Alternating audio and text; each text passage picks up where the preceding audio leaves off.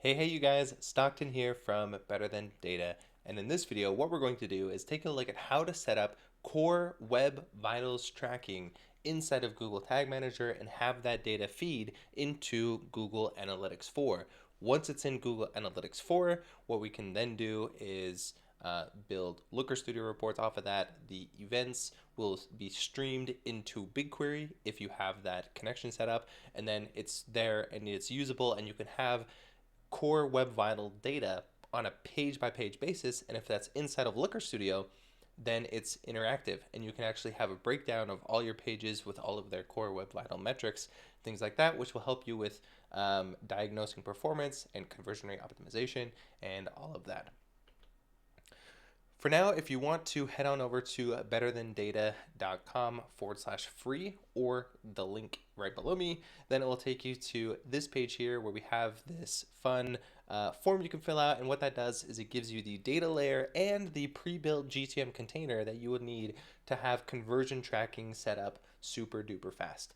So if you need to get conversion tracking set up for one of the supported platforms that we have here, Shopify, WooCommerce, or Thrivecart, then this will be super handy and helpful to get the data layer and the GTM container all ready to go, rock and roll.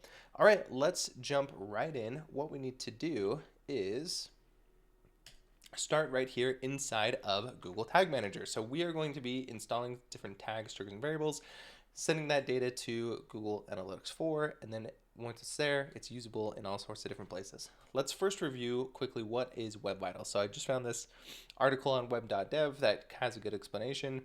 There's a few different acronyms and things that they use. So LCP stands for Largest Contentful Paint, and it is a way to measure page load performance. So the benchmark, kind of if you have a good website, is, let me see if I can zoom in. There we go. Good is if your largest contentful paint, part of the screen that shows up, is there within 2.5 seconds. So that's good. Needs improvement if it's under 4, and then anything above 4 would be poor. Then first input delay measures interactivity. So good user experiences should be less than 100 milliseconds. And then cumulative layout shift, that's a fun one, measures the visual stability. So if you ever seen a page load and then like all of a sudden like an image loads in and everything shifts, that would be what this measures, and it should be 0.1 or less for a good measurement there. So this is what we want to do. We want to track all of these different details inside of GTM and send it to GA4. So let's get started with that. To do this, we're going to use just a tag template. So we're going to go to the tag template gallery and we're going to search for Core Web Vitals. Core Web Vitals right there. We're going to add to workspace, add. Okay, now we've got our Core Web Vitals tag here. So let's call this Core Web Vitals. And then do we need to check any of these additional things? Let's say once per page, and we want this to fire on all pages. So there it is. What this is going to do is it's going to give us this largest contentful paint, first input delay, and cumulative layout shift events in the data layer. So let's go ahead and hit save here. Now what we need to do is once these events are getting pushed into the data layer, we need to be able to read them. So we're going to have to create tags, triggers, and variables that then take this event data and make it usable. So let's preview what this looks like first. So we've got our new template. We've got that, which is going to push data into the data layer. So we're going to load up our page here. And then when we look in Tag Manager preview mode, we will begin to see some Core Web Vital events here in the sidebar. So far so good. We've got 2 Core Web Vital events here. And if we look at what the data looks like, it's got an event called Core Web Vitals. It's got a Web Vital Measurements object, which has name, ID, value, delta, value rounded, and delta rounded. So these are all the values that we are going to be using. So first, let's create a trigger that will fire on this event. So Core Web Vitals. So let's come back and create a trigger. This will help us to know when one of those Core Web Vital events comes in. So we're going to choose custom event, paste in Core Web Vitals just like that. Event Core Web Vitals. Okay, So now we can identify when one of these events happens, but now we want to be able to know what was the name of it. So let's grab the web vitals measurement dot name is the data layer variable that we're going to have to use. So we go to variables, new, we're going to choose data layer variable, and it's going to be web vitals measurement, web vitals measurement dot name. So dot because it's an object, and then name. So this is a data layer variable for the name. And then what are the other ones we got? ID, value, delta. So let's create those. So I'm just going to copy this real fast. Name, value. There's our value one. Now let's create the ID.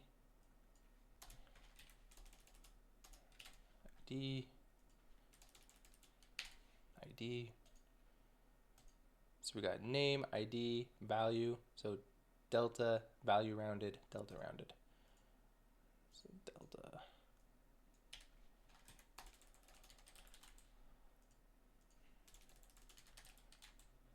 delta, and then we've got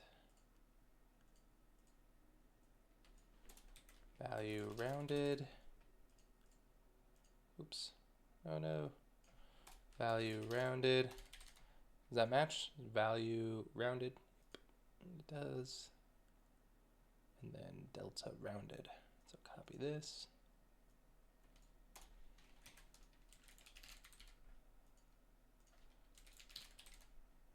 Okay, so a bit of a work process to go through and get all of those data layer variables, but now let's re-preview this and make sure that those data layer variables are grabbing the correct values from the event that was pushed into the data layer. So here we have, we don't have our core web vitals event. Let's go somewhere else. Let's go to the cart page. Okay, there we have core web vitals, and if we look here, we see that the data layer structure is the same. So if we go to variables, we should see some details here. And obviously there's not, because I must have misspelled something. So all of these are wrong. Web vitals measurement, web vitals measurement dot name, web vitals measurement dot name would be this one here. Web, looking for spelling mistake. Web vitals measurement dot name, data layer variable. Okay, super interesting.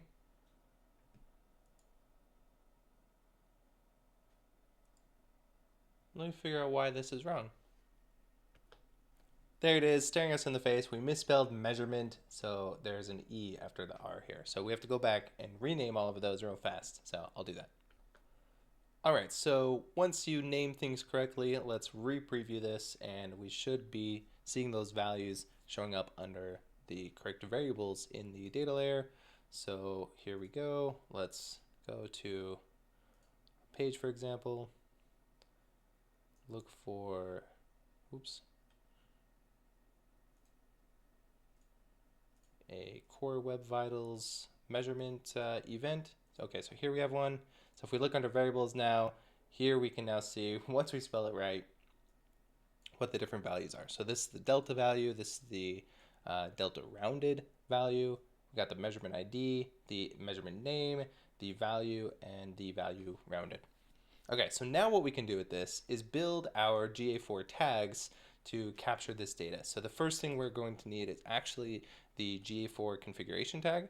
So the measurement ID we can get from here. So let's go to admin, data streams, choose the data stream, grab the measurement ID, and paste that in.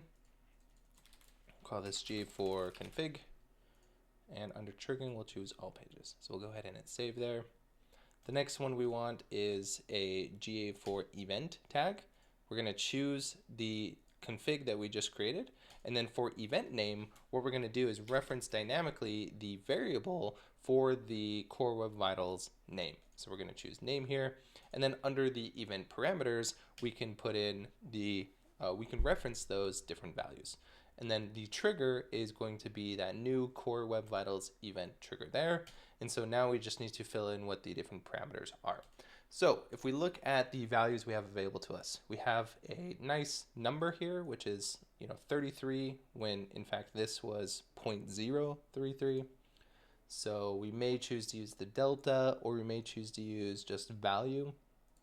I think what we want to do is probably value and value rounded to be nice, and ID. Yeah, so let's do those three. So value rounded, value, and ID. So let's come back here. We're going to say measurement. We're going to say web vitals ID. And then here we're going to reference the measurement ID for there. We're going to say web vitals value.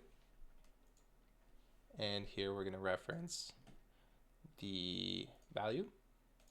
And then we're going to say web vitals value rounded.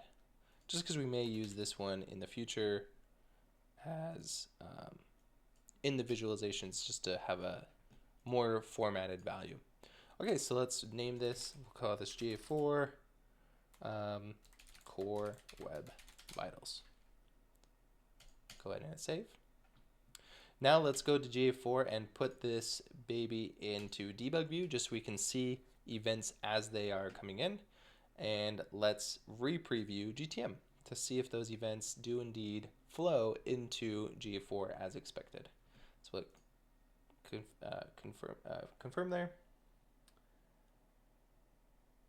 Okay, so we have our GA4 config and we have the Core Web Vitals tag that fired. So that is looking great so far. One thing I'm going to try is actually change the trigger for Core Web Vitals to be on window loaded instead. Let's see if that makes the difference. Let's see, we got to create that trigger. So we'll create window loaded, page view, window loaded, all pages.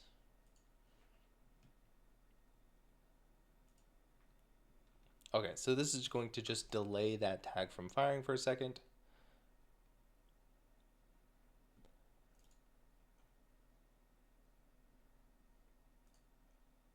Okay, so it's known that Core Web Vitals won't appear on every page. Like all three of them won't appear on every page, and the reason is because it's live data. This is not a like controlled experiment where we're using light speed test or anything like that. So that's kind of expected. So if we look here, if we click on Core Web Vitals, we got the event name of CLS, cumulative layout shift. And then we've got our ID here, and then we've got the values. And if we go to here, we should see those events appear. We do indeed. So we have cumulative layout shift, largest contentful paint. Those different events are showing up, which is perfect. We can see that we've got the ID, the value, and the value rounded. All right, now what we need to do is, since they are flowing into GA4 as expected, we need to turn those fields into custom definitions, custom dimensions, and metrics. So we're going to come to custom dimensions. We're going to create a new custom dimension. We're going to call this web measurement ID. And the event parameter is going to be this one here, web vitals ID. I guess we could call this web vitals ID. And the event parameter, whoops, did I not copy it? Web underscore vitals underscore ID. I'll just type it in. Web vitals ID, just like that. So we'll go ahead and hit save. Then the other ones are going to be metrics. So our custom metric here is going to be web vitals value. And it's going to look like this. And we're going to do just standard unit of measurement. And then the other one is the web vitals value rounded. So we're going to have web vitals value rounded. Web Vitals value rounded, and we'll choose standard unit of measurement and hit save. Now, once we publish this, we'll go ahead and hit save. We'll publish the changes. We'll say GA4 core web vitals. We'll now be tracking those on every page. The data is flowing into GA4. We created the custom dimension and the custom metrics to use these in whether that be the GA4 to BigQuery export or inside of Looker Studio to build interactive reports using Core Web Vitals data. All right, hope you enjoyed. Let me know if you have any questions.